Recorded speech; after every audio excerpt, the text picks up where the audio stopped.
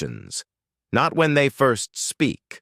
They are treated as interruptions, as internal disruptions, as people who misunderstand the complexity of the system they are criticizing. But history shows something strange. When institutions finally collapse, reform, or are forced into structural change, the whistleblower's warning is almost always rediscovered. Not as noise, as evidence. And by then, it is too late. This pattern repeats across industries, governments, corporations, intelligence agencies, financial systems. An individual inside the structure raises alarm. They document irregularities. They escalate internally. They attempt formal reporting. They insist that the issue is not isolated. The response is rarely explosive. It is procedural. Committees are formed. Reviews are conducted. Language is softened. Findings are narrowed. Responsibility is diluted. The system does not explode. It absorbs. Because institutions are built to resist destabilization, and whistleblowers are destabilizing. At the moment of warning, nothing has visibly broken. Revenue still flows. Operations continue. Leadership appears composed. Public messaging remains intact. There is no external forcing function, and without external force, institutions default to preservation. Preservation of hierarchy, preservation of credibility, preservation of stability. The cost of aggressive reform feels disproportionate to the evidence presented. Acting decisively could imply systemic weakness. Waiting implies confidence, so the system waits. Whistleblowers are framed not as catalysts for improvement, but as risk vectors. Risk to reputation. Risk to morale. Risk to political capital. And because the institution is still functioning, leadership convinces itself that the warning can be managed quietly. Delay becomes rational. Containment becomes strategic. Minimization becomes procedural. But here is the structural problem. Whistleblowers emerge at inflection points. They do not appear randomly. They surface when internal contradictions become visible from the inside. When metrics no longer match lived reality. When policy conflicts with practice. When incentives distort outcomes. When the gap between official narrative and operational truth widens. The whistleblower feels the pressure before the institution does, and that timing is precisely why they are dismissed. They are early, and early warnings rarely generate change, because institutions do not change in response to early signals. They change in response to unavoidable pressure. Until that pressure exists externally, through public exposure, legal action, financial collapse, political upheaval, the system remains structurally insulated. So the whistleblower's evidence is archived, their credibility debated, their motives questioned, and the machine continues. Not because the warning lacked merit, but because it lacked force. Whistleblowers matter. But they only matter when external pressure aligns with their claims. And by then, reform is no longer strategic. It is reactive. The reason whistleblowers fail to trigger change is not moral weakness. It is structural timing. Institutions respond to pressure gradients. Internal warnings generate internal discomfort. External crises generate existential threat. And only one of those forces, decisive action. When a whistleblower speaks, leadership performs a quiet calculation. What is the immediate risk? Who else knows? Can this be contained? Will this escalate externally? If the answer to the final question is, not yet, reform is delayed. Because large systems are designed to optimize for continuity. Disruption is expensive. Reputational damage is expensive. Admitting structural weakness is expensive. So long as the damage remains internal, the cost of inaction appears lower than the cost of transformation. This is why whistleblower reports often enter controlled review channels. They are transferred to compliance departments. They are routed to legal teams. They are reframed as policy clarifications. They are slowed by process. The institution is not ignoring the signal. It is metabolizing it.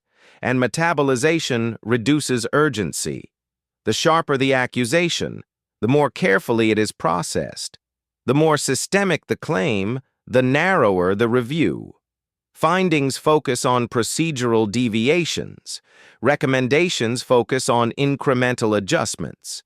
Language emphasizes isolated behavior. Rarely does the review conclude.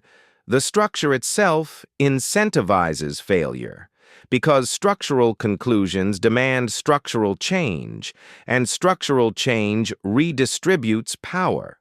That is the true friction point. Whistleblowers threaten stability not only because of what they reveal, but because of what reform would require.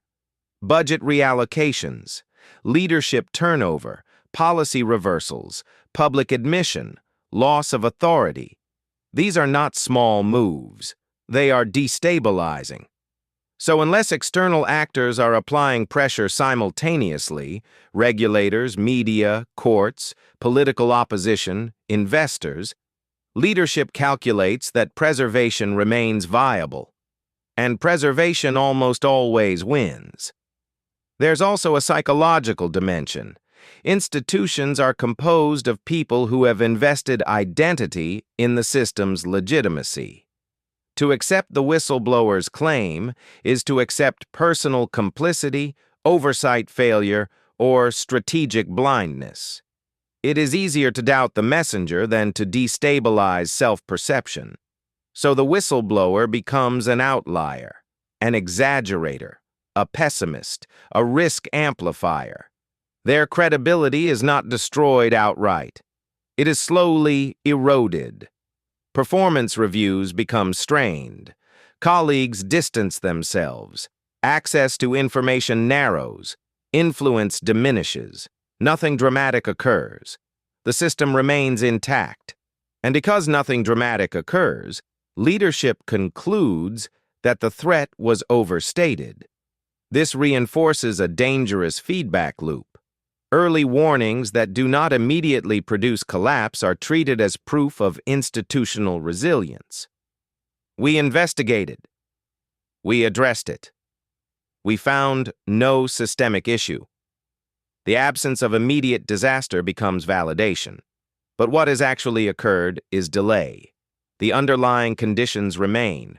The structural incentives remain. The reporting distortions remain. The cultural pressures remain. Only the whistleblower has been neutralized.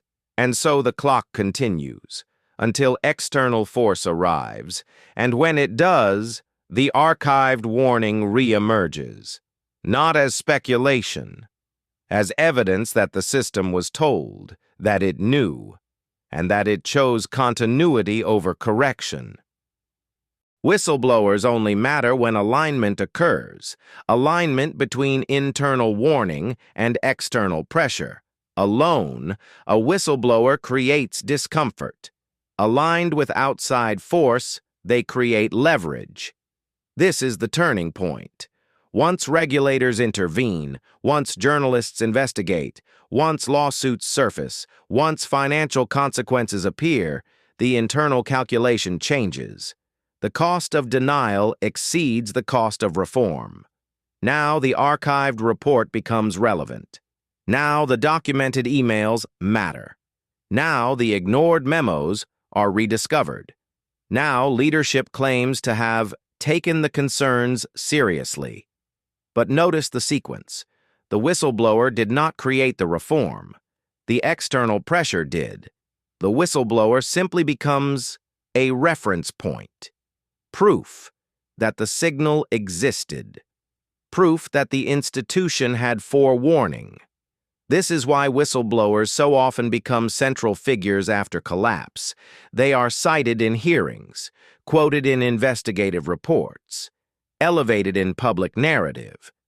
But at the time they spoke, they were inconvenient. What changed was not the validity of their claim. It was the balance of pressure. Institutions are rarely persuaded by evidence alone.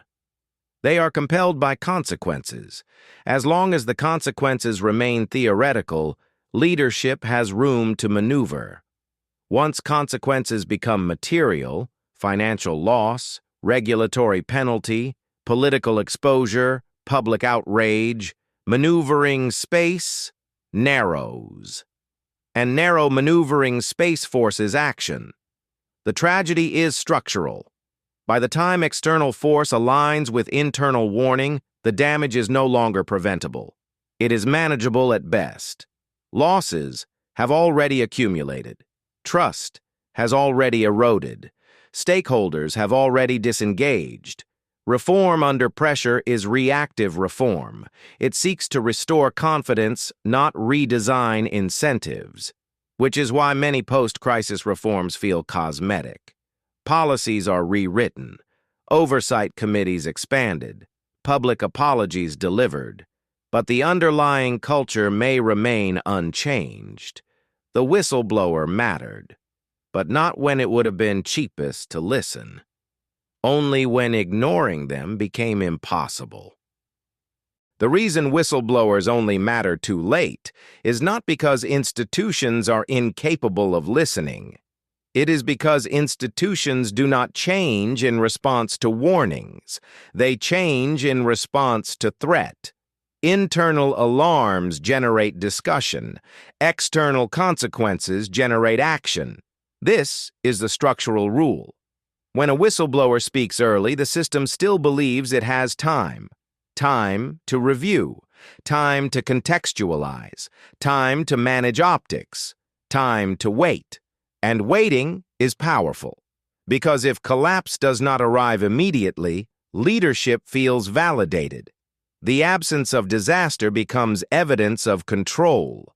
But early warnings are rarely about immediate disaster. They are about trajectory.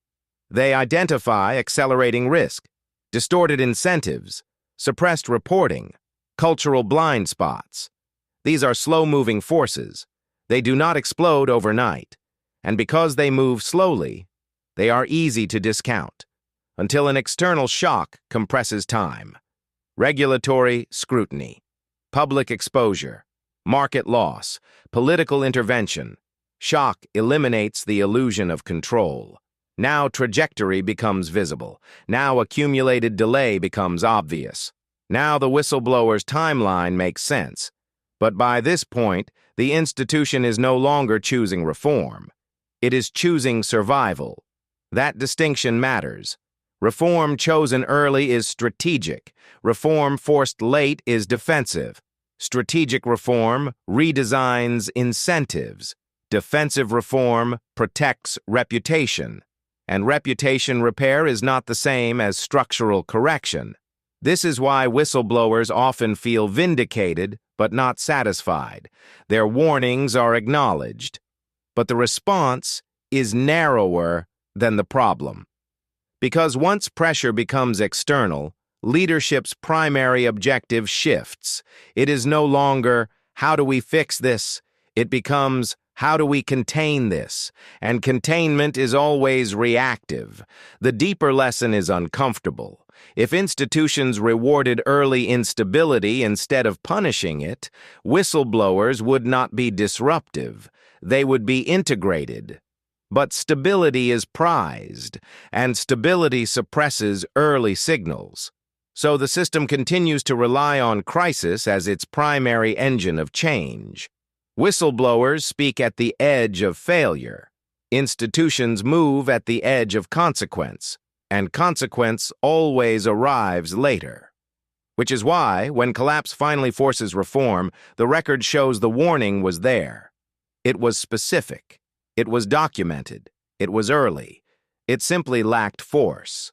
and institutions, by design, respond to force, not foresight. This was shadow archives.